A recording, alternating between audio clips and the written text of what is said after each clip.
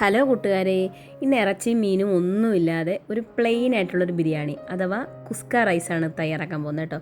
അപ്പോൾ നമുക്ക് എങ്ങനെയാണ് നമ്മൾ ഈ കുസ്ക റൈസ് തയ്യാറാക്കാൻ നോക്കാം. അപ്പോൾ വേഗം വീഡിയോയിലേക്ക് പോകാം.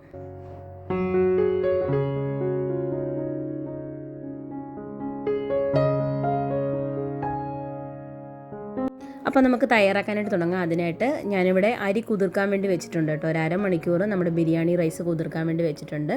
പിന്നെ എടുക്കുന്നത് ഒരു മിക്സി ജാറിലേക്ക് കുറച്ച് ഇതിൻ്റെ മസാല തയ്യാറാക്കി എടുക്കാനായിട്ട് ഒരു ചെറിയ കഷ്ണം ഇഞ്ചി, ഒരു 3-4 വെളുത്തുള്ളി, 2-3 പച്ചമുളക്, ഒരു പിടി പുതിനയില, ഒരു പിടി മല്ലിയില.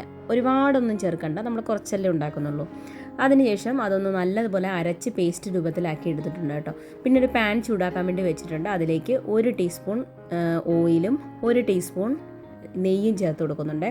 പിന്നെ അതിനകത്തേക്ക് കുറച്ച് ബേ ലീഫ് ചേർത്ത് കൊടുക്കും, പട്ട, കുറച്ച് ഏലയ്ക്ക, ഒരു സ്റ്റാർ അനീസ് ചേർത്ത് കൊടുക്കുന്നുണ്ട്.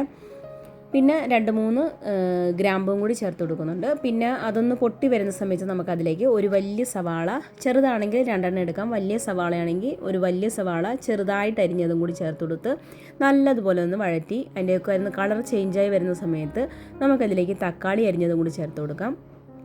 ഇനി നമുക്ക് തക്കാളിയും കൂടി നല്ലതുപോലെ ഒന്ന് വഴറ്റിയെടുക്കണം കേട്ടോ.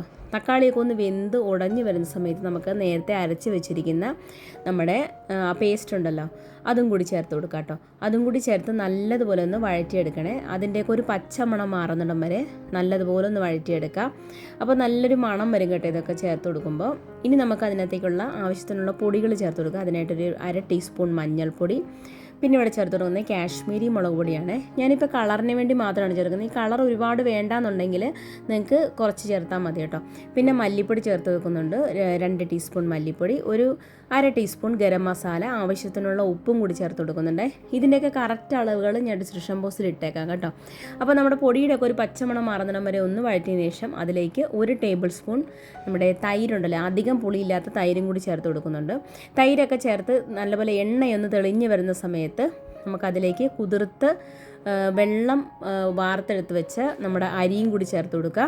അപ്പോൾ 1 കപ്പ് അരിക്ക് 2 കപ്പ് വെള്ളം എന്ന രീതിയിലാണ് ചേർത്ത് കൊടുക്കുന്നത്. അതും കൂടി ചേർത്ത് വെള്ളം കൂടി ചേർത്ത് കൊടുത്ത് അടച്ച് വെച്ച് ലോ ഫ്ലെയിമിൽ വെച്ചിട്ട് നമുക്ക് അരിയൊക്കെ വേവിച്ചെടുക്കാം കേട്ടോ. ഇടയ്ക്കൊന്ന് ഇളക്കി ഇട്ട് കൊടുക്കുക.